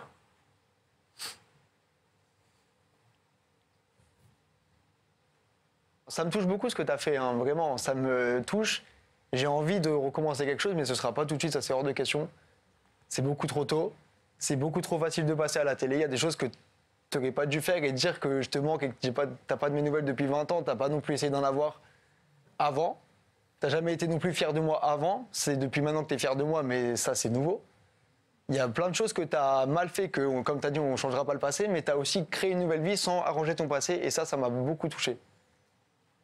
Ton passé, tu n'as jamais essayé de le réparer. Mais ton futur, tu l'as construit dessus. Pour effacer un passé que tu as raté. Donc maintenant, on va prendre du temps. Je n'ouvrirai pas le rideau non plus. Je ne veux pas te reparler tout de suite. ça va prendre du temps. Et ça va se faire un jour, mais c'est pas tout de suite. Théo, vous allez donner votre décision tout à l'heure, mais je voudrais revenir sur 2-3 points parce que vous dites beaucoup de choses. Oui. Non, mais vous inquiétez pas, ne dites pas pardon, vous êtes chez vous, vous dites absolument ce que vous voulez. Vous semblez lui en vouloir, avec des mots un peu durs, mais c'est normal quand on est un fils, il faut avoir des mots durs parfois vis-à-vis de ses parents et dire les choses, en disant t'as un peu vite refermé le passé, ton passé, entendons-nous le passé qu'il avait avec votre maman, vous, etc., quand vous étiez plus petit, et tu as très vite reconstruit ton futur. Est-ce qu'on entend par là qu'il y a une forme, pas de reproche, mais de dire tu as été plus rapide dans ta nouvelle vie et plus attentionné dans ta nouvelle vie que dans l'ancienne vie, que visiblement tu as voulu un petit peu. Ouais, c'est un peu ça. C'est que, enfin, de mon point de vue, j'ai l'impression qu'il a créé sa vie maintenant pour effacer le passé de père qu'il n'a pas réussi à avoir. C'est comme ça que vous l'interprétez, par exemple? C'est comme ça que je l'interprète personnellement. Est-ce que ça veut dire que vous lui en voulez d'avoir refait sa vie, vous lui en voulez d'avoir une petite, de vous avoir donné une petite sœur Mais en fait, je lui en veux pas pour ça, je lui en veux de ne pas avoir réparé son passé avant de créer son futur. C'est ça la chose. Il aurait pu m'en parler beaucoup plus tôt de ça. J'ai 20 ans. J'ai appris à vivre sans mon père. Pourquoi maintenant? Enfin, il aurait pu venir plus tôt. Depuis longtemps, je t'attends. Sauf que là, je t'attendais plus. C'est tout. Et vous pourriez peut-être, on pourrait demander à Mathieu comment il l'a entendu cette chose-là. Vous lui dites, c'est bien d'être fier de moi aujourd'hui, mais j'aurais préféré que tu sois fier de moi quand j'étais plus jeune. Oui. Vous estimez qu'il n'était pas assez fier de vous, qu'il n'était pas fier de vous quand vous étiez un enfant ou un adolescent? Pas du tout même. Genre? Quand je lui ai dit que j'allais faire des études de boucherie, il m'a pas dit « Oh, je suis super fier de toi », il m'a juste dit « Ouais ». « Oh, j'ai eu mon permis ?»« Ouais ». Jamais de fierté de père. Sauf que là, maintenant qu'il se rend compte qu'il a merdé, maintenant il est fier. Et il vient après la guerre, il vient à mes 20 ans quand l'éducation est terminée. C'est aussi ça que je reproche. Mathieu, vous voulez répondre à ça? Tu sais, Théo, c'est pas... Je pense que quand on est parent, c'est pas simple de dire tous ces mots-là, en fait. Plutôt, je redis une nouvelle fois, désolé, pardon, de ne pas avoir été celui que tu aurais aimé avoir. Mais je te le redis, je suis fier de toi, vraiment très fier de toi. Donc si je ne te l'ai pas dit avant, encore une fois, désolé de ne pas te l'avoir dit plus tôt. Mais je suis extrêmement fier de ce que tu es devenu et du garçon que tu es. Et oui, tu en as du caractère, ça c'est clair. Qu'on comprenne bien, Théo, quand vous passez ce week-end, là où, selon Mathieu, tout se passe bien, votre anniversaire, votre ami est là, sa compagne est enceinte, je crois, d'un enfant, tout se passe bien, vous passez un week-end formidable, vous soufflez les bougies, tout le monde est cool. Pourquoi tout d'un coup ce revirement? Pourquoi cette décision soudaine? Parce que avant mon anniversaire, en fait, il y a eu un week-end ou une semaine où je suis allé chez mon père. Ouais. Et en fait, je me suis juste rendu compte qu'on n'avait pas la même vie du tout. Que lui, c'était plus une vie de bourgeois et que en bas, enfin là où j'habite moi, c'est plus une vie pas de galère, mais une vie normale, quoi. Une vie de personnes qui n'est pas bourgeois, qui n'ont pas la vie qu'il a lui. C'est tout. Et on n'a pas des vies différentes. Et c'est pas une vie qui m'intéresse non plus. C'est pas, je sais pas comment dire, j'ai pas grandi dedans. Et là, de voir qu'il y a autant d'écart entre ma vie et la sienne, ça me donne pas envie de faire partie de la sienne, entre guillemets. Ça me donnait pas envie de faire partie de la sienne. L'imparfait est important. C'est ça. Mais après, comme j'ai dit, ça va peut-être changer les choses, ce qu'il a fait, mais pas tout de suite. Mathieu, qu'est-ce que vous dites, vous, sur cette histoire de vie différente, de style de vie différent, assez incompatible quand on écoute Théo? Monsieur le bourgeois. Ouais. Ça va rester, ça. Monsieur le riche. Ouais, ça va rester, ça. Il connaît pas la galère. Non, c'est ça. C'est ces mots. Voilà, s'il pense que j'ai une vie de bourgeois, voilà, c'est Théo. Si tu penses ça, voilà, peut-être. C'est pas du tout ça, tu sais. Nous, c'est une vie aujourd'hui remplie d'amour avec ta petite sœur et avec ton frère. S'il y a une question d'argent dedans, on pourra en discuter, mais je vois pas ce que ça fait là-dedans. On parle d'amour, on parle de famille. Voilà, donc voilà ce que j'ai à répondre par rapport à ma vie de bourgeois. Merci Mathieu. Ils sont durs les jeunes. Non, ça peut Vous savez quoi, Théo? Un père, on n'en a qu'un. Il vient avec son cœur sur un plateau de télé devant tout le monde, vous dire je me suis merdé, il nous l'a dit tout à l'heure d'ailleurs, voilà, j'ai pas été le meilleur père du monde. Je veux commencer à construire quelque chose. Est-ce que vous ne croyez pas que commencer à construire quelque chose, ça peut commencer par ouvrir un tout petit peu son cœur? Tout petit peu? Par quelques petits gestes symboliques? Ça me touche beaucoup, ce qu'il a fait. Ça va changer la donne, mais ça effacera pas 18 ans où il n'a pas été là. C'est pas des simples phrases qui vont changer la donne. Théo, selon le principe de l'émission, je vais vous demander pour respecter le rituel, de vous placer debout face au rideau. Donc Mathieu est venu ce soir vous demander pardon, vous dire je t'aime, vous dire je suis fier de toi, toute chose qu'il n'a pas assez dite et démontrée pendant des années, et il en est bien conscient. On a bien compris que pour l'instant, ça vous semblait insuffisant. Néanmoins, il a fait quand même une démarche forte, pensée, déterminée, seul en plus. C'est vrai. Qu'est-ce que... Tout à son honneur, mais ça me touche beaucoup. Mais c'est pas le moment. C'est pas le bon moment. C'est pas le bon moment. Vous laissez ce rideau fermé pour l'instant? Je laisse le rideau fermé. Avec l'espoir de l'ouvrir un jour? Un jour, je l'ouvrirai, mais pas tout de suite. Merci Théo, c'est votre, évidemment, entière liberté. On respecte ça. Bon retour. On vous laisse repartir. On vous laisse repartir. On va nous réouvrir le rideau pour retrouver Mathieu.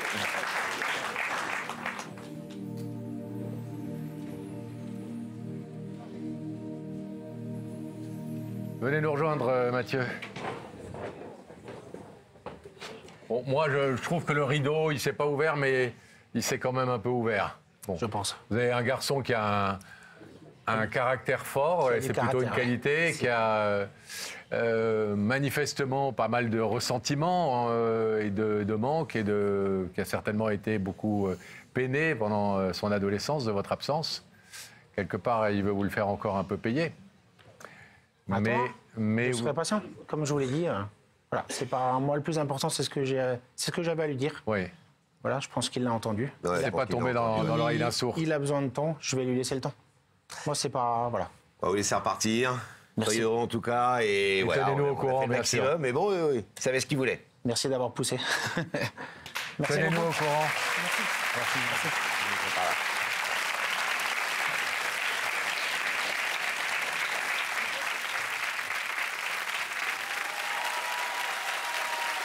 Vous le savez, dans cette émission, à la fin de l'émission, c'est une séquence que vous adorez. Nous revenons sur des cas qui sont venus dans notre émission il y a 15 ou 20 ans. Nos meilleures séquences, celles qu'on le plus buzzé souvent sur les réseaux sociaux depuis une quinzaine d'années, qu'on fait des millions de vues. Et ce soir, on voulait revenir sur une histoire qui nous avait beaucoup touchés, celle de Pascal. Oui, un beau prénom, Pascal, mais une belle histoire surtout. Une belle histoire, celle de Pascal et son frère handicapé qui avait été adopté par une famille formidable. Et Pascal était venu sur ce plateau rendre hommage à ses parents adoptifs. Une très très belle séquence, regardez.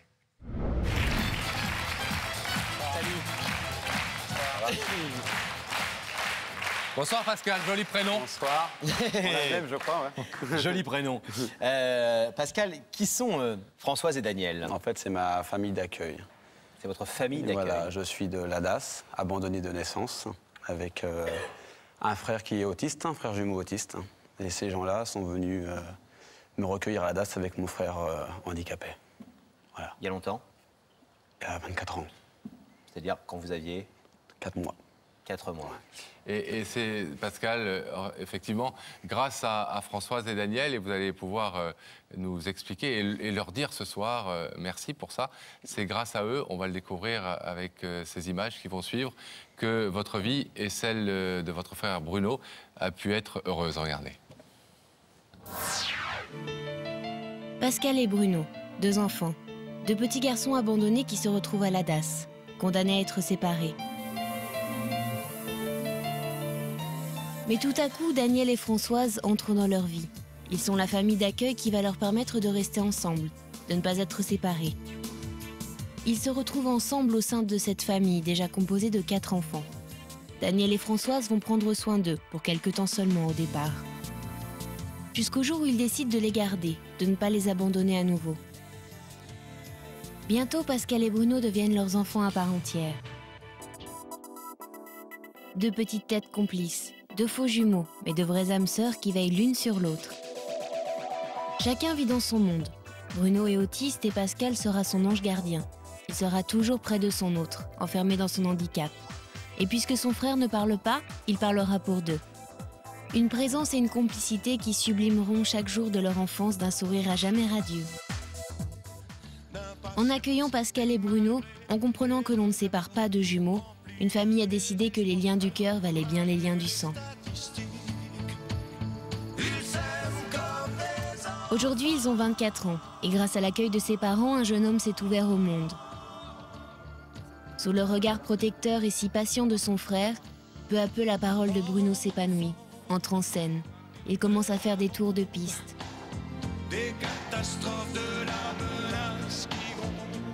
Définitivement en confiance, il communique enfin. Ses parents-là l'ont compris, ils ont fait preuve d'une générosité et d'un amour sans limite.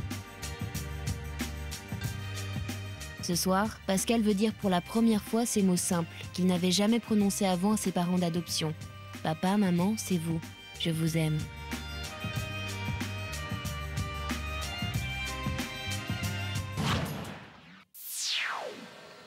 Pourquoi est-ce qu'ils ont été plus que des parents d'accueil? Ils avaient déjà quelques enfants. Hein. C'est vrai qu'ils avaient déjà 4 enfants. Et puis, comment vous expliquer? C'est dur quand on a 4 mois pour une famille d'accueil de dire je vais prendre des enfants et ne pas m'accrocher à eux comme comme ça devrait se faire. Car ce ne sont pas mes parents, ce n'est qu'une famille d'accueil. Et on ne peut pas rester sans sentiment devant 2 petits bouts de chou. En plus, j'ai pas trop mal gamin, comme vous pouvez voir. Et en fait, c'est des gens qui nous ont donné plus qu'à leurs propres enfants, qui n'ont jamais fait ça en but lucratif, on a touché les sous qu'ils touchaient pour nous amuser en argent de poche. Ah ouais. Et oui. L'argent qu'ils recevaient? Et c'était toujours reversé pour nous. C'est-à-dire qu'ils ont toujours fait ça gratuitement, et tout en sachant qu'à n'importe quel moment, on pouvait nous retirer de chez eux.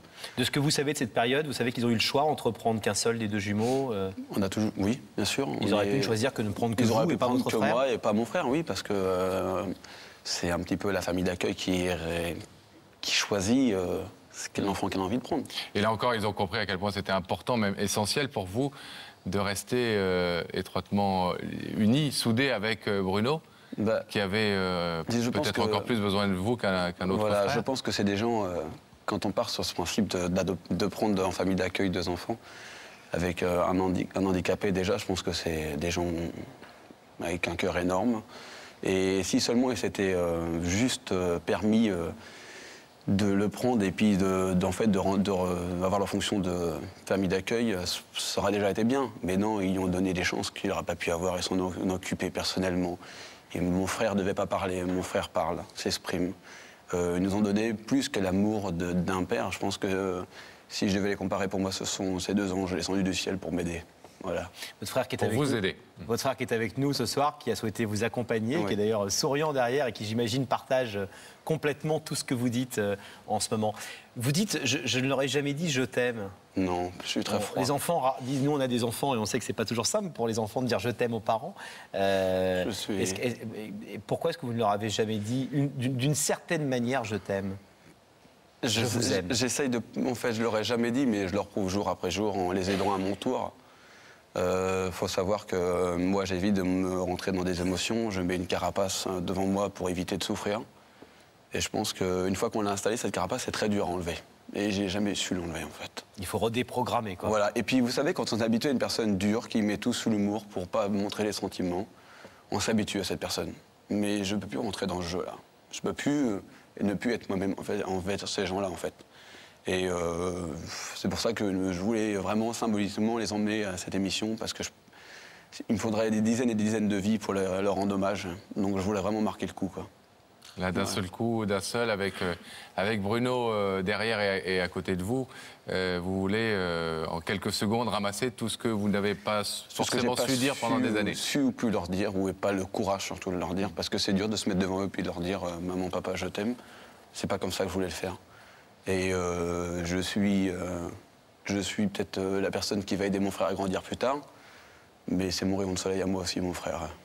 J'ai que lui. Vous avez préparé ce que vous allez leur dire et vous allez leur faire parler votre cœur? Parce que là, pour une fois, vous allez devoir leur dire en direct. J'ai rien préparé. Ça fait 24 ans que j'ai un discours au fond de moi, dans mes chairs et dans mes tripes. Et j'ai pas besoin de préparer, ça va sortir comme ça et je pense que le rideau va m'aider. Bruno est toujours avec eux? Bruno est toujours avec nous. Il vit avec nous. Bruno travaille dans un CAT, il touche un salaire, il prend son train. Un CAT, c'est un centre d'aide au travail. Voilà, exactement. Donc il fait Par le travail. Voilà, il fait de la manutention et Bruno est autonome. Il prend son bus et son train pour aller tout seul travailler. Notamment grâce à Françoise et Daniel. On ne serait pas là s'ils n'étaient pas là. Grande victoire pour vous? Oui. Votre frère, sa réussite? Mon trophée pour ma vie, je pense. Pascal, on va vous laisser encore quelques secondes. Méditez ce discours que vous préparez depuis 24 ans. Et on va recevoir Françoise et Daniel avec le plus de ménagement possible. De l'autre côté du plateau.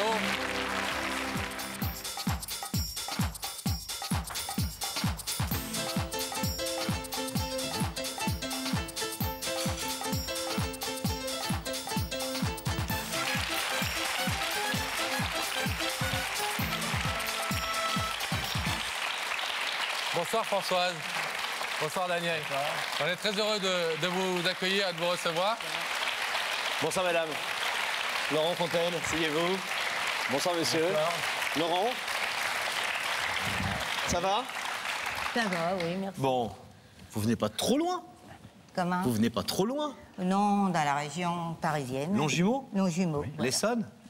Merci d'être là, en tout cas, tous les deux, ce soir, de vous être déplacés et de nous consacrer un peu de votre temps, parce que si vous êtes ici, c'est que quelqu'un nous a demandé de vous faire venir pour vous dire quelque chose de très important. Est-ce que vous avez une idée, depuis qu'on vous a invité, de la personne qui peut avoir à vous dire quelque chose? Ben, non, pas vraiment, non. Ça peut être un reproche, ça peut être oui. quelque chose de bien. J'espère que c'est pas un reproche. Vous en avez parlé ensemble? On a cherché, Moi, j'ai cherché quand même. Vous connaissez notre émission? Mes collègues de travail ont cherché sur Internet. Ah ouais, chaque fois. Oh là là, ah oui, quand même. Oui. Et puis le... Oui. Hein? D'accord, c'est nous. Oui, j'ai compris, Pascal, ça, j'avais compris. Ça aussi. Est-ce que vous vous êtes dit, une fois, on sera peut-être invité dans cette émission? Ou est-ce que ça, jamais. Ça ne vous est jamais venu à l'esprit? Et quand hier on en a parlé au travail, je dis oh non, c'est pas possible. Tu veux que j'aille le faire dans l'émission là? J'aurais jamais pensé, non, pas du tout. Alors, on va essayer d'éclaircir un petit peu tout ça, et pour ça, si vous le voulez bien, on a raconté l'histoire à quelqu'un dans la rue, et il a voulu vous donner un avis. Regardez. Il n'y a pas d'âge pour les déclarations d'amour. Là, c'est un peu... Joker. Jouer un joker.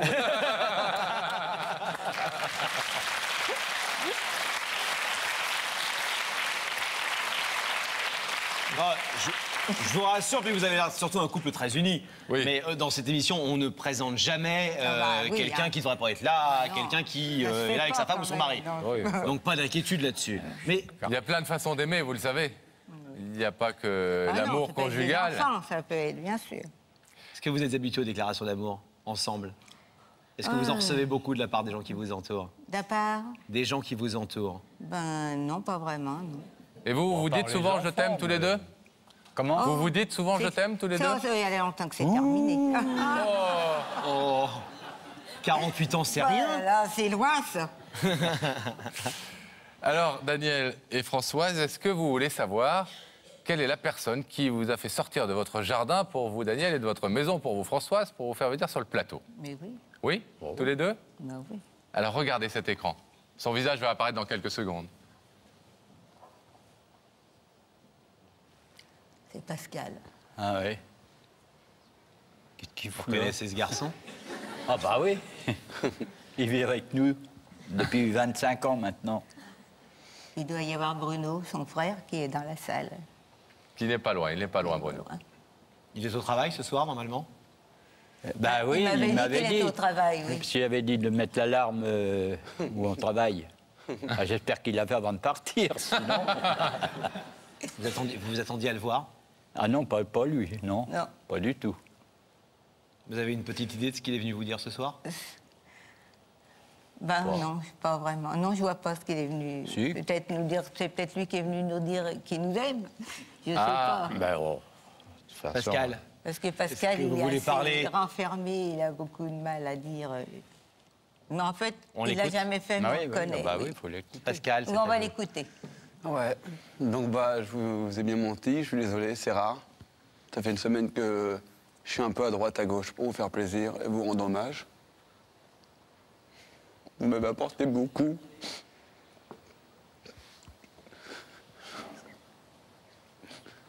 Je voudrais vous remercier, vous, pour les êtres humains que vous êtes. Pour m'avoir sorti, moi et mon frère, de toute cette galère qu'on aurait dû avoir. Je veux juste vous dire, merci de nous avoir aimés comme ça et de nous aimer. Maman, t'es mon ange. Je t'aime plus fort que tout. Excuse-moi pour ma dureté quand j'étais gamin. Je suis désolé de tout ce que je t'ai dit. C'était pas moi qui parlais, c'était la haine envers tout le monde. Je suis venu ici vraiment parce qu'il m'aurait fallu 100 vies pour vous rendre hommage. Et que quand j'ai vu l'émission, j'ai pensé à vous tout de suite. Il y a des histoires qui étaient ici. Et je me disais pourquoi pas la mienne avec le passé que j'ai eu. Et en même temps, je voudrais que les gens qui sont dans mon cas, les petits, ont peut-être perdu espoir. J'en sais rien. Ils se disent qu'on a tous un papa et une maman qui nous attend quelque part. Et que c'est pas les parents qui vous mettent au monde qui sont les vrais parents. Parce que je pars d'un principe où ma vraie famille, c'est ma famille qui m'a éduqué. Donc ce soir, je me lie à mon frère pour vous remercier, pour vous dire merci pour tout. Merci à la famille qui a su m'aimer. Merci à mes frères et à ma sœur d'adoption.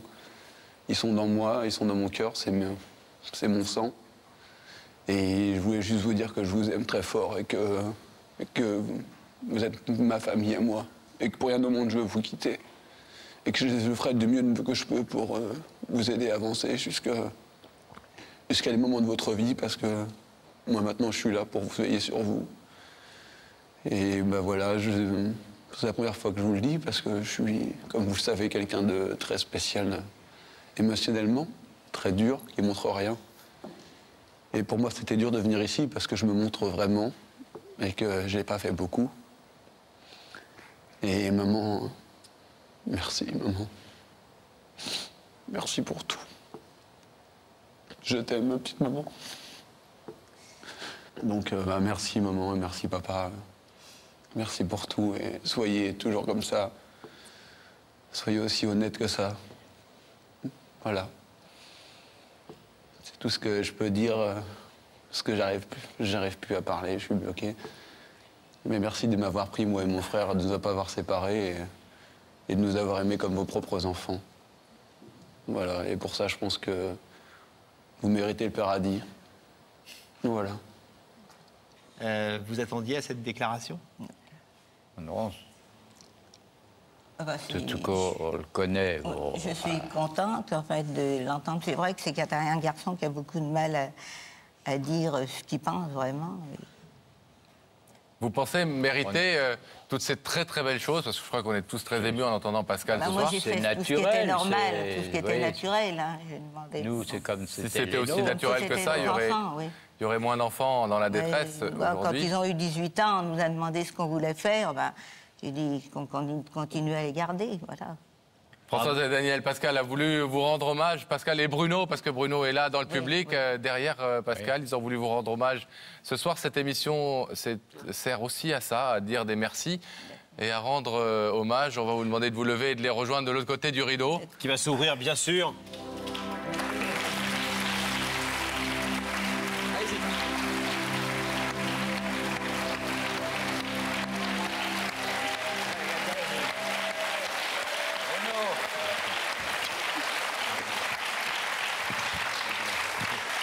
Bravo à vous quatre en tout cas. Merci. Rajouter un dernier mot. Avec grand plaisir. Sûr, Pascal. Voilà, j'avais promis de le faire. Je voulais remercier ma petite amie Laetitia qui m'a épaulé pendant cette semaine difficile. Et je voudrais la remercier elle aussi du gros cœur qu'elle avait envers moi. Donc, Laetitia, votre petite amie. Laetitia, si tu m'entends, merci. Et je t'aime très fort. On a encore les poils qui se hérissent 20 ans plus tard, et pourtant Dieu sait qu'on l'a vu et revu. Cette histoire, il est présent ce soir sur notre plateau. Merci de l'accueillir. Il s'appelle Pascal, 20 ans plus tard.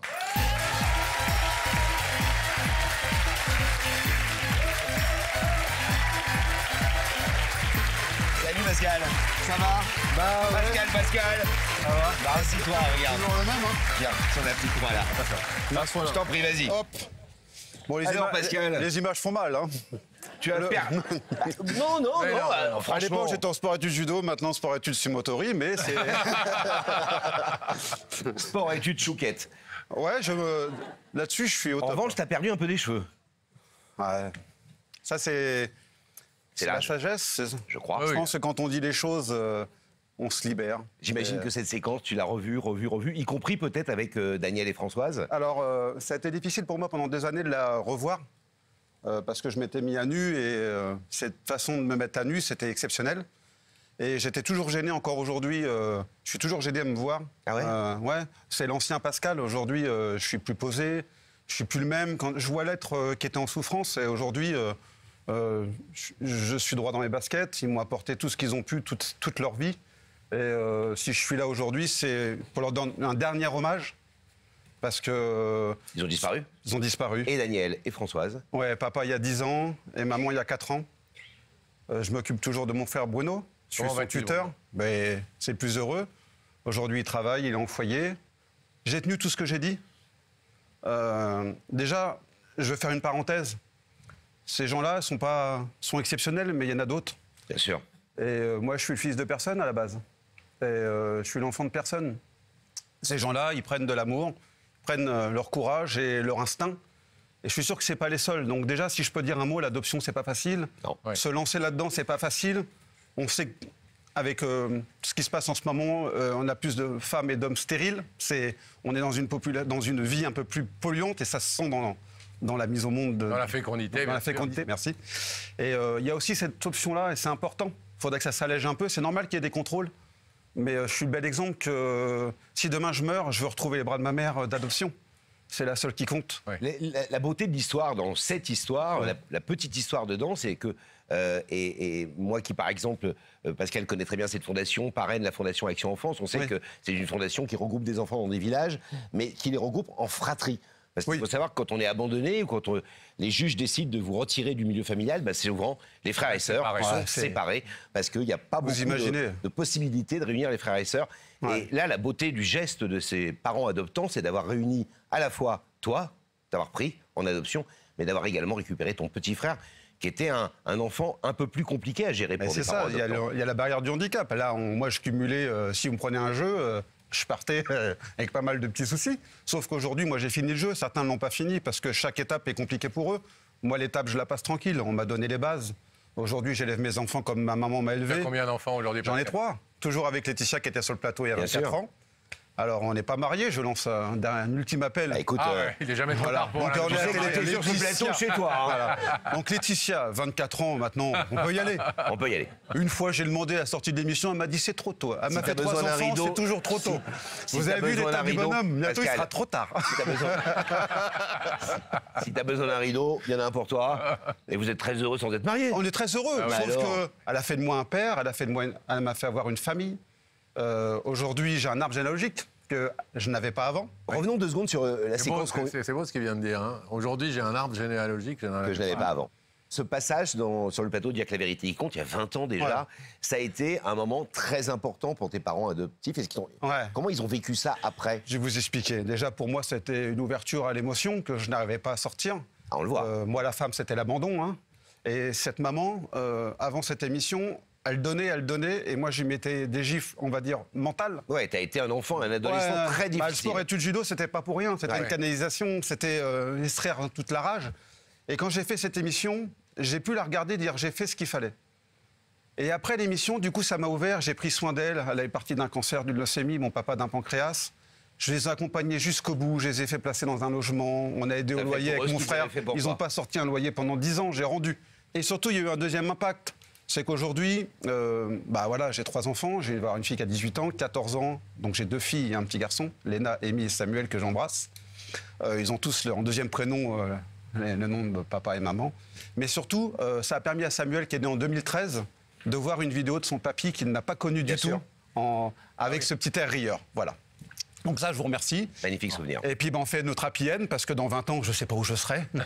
J'amènerai mes petits-enfants, peut-être. Heureux de t'avoir retrouvé 20 ans plus tard. Je pense qu'on peut applaudir Pascal. Merci. Et on va te laisser repartir, Pascal.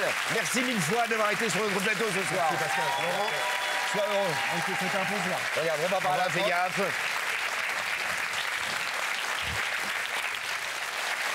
C'est déjà la fin de l'émission, Pascal. Et oui, c'est déjà l'heure, et oui.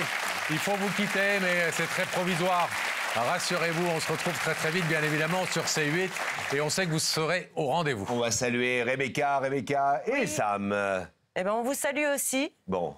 Salut à Sam. Vous êtes prêts à envoyer vos invitations, à emmener vos invitations? J'allais partir. Mes invitations sont prêtes et j'y vais. Là, ce soir, tout de suite. C'est un peu tard, là. Tout de suite. Reposez-vous quand même. Et vous, si vous voulez, vous aussi venir sur ce plateau pour reconquérir quelqu'un, faire une déclaration d'amour, retrouver une personne que vous avez perdue de vue depuis très très longtemps ou même que vous ne connaissez pas, ou encore rendre hommage à quelqu'un qui a fait quelque chose de magnifique à vos yeux, eh bien, vous n'hésitez pas, notre équipe se tient à votre disposition pour lancer vos invitations. Les coordonnées s'affichent en ce moment sur votre antenne, la boîte mail, le numéro de téléphone. Vraiment, comme le dit Pascal, n'hésitez pas. Passez une excellente soirée sur C8. Soyez heureux, on se retrouve très vite pour un nouveau numéro de La Vérité du Monde. Salut à tous.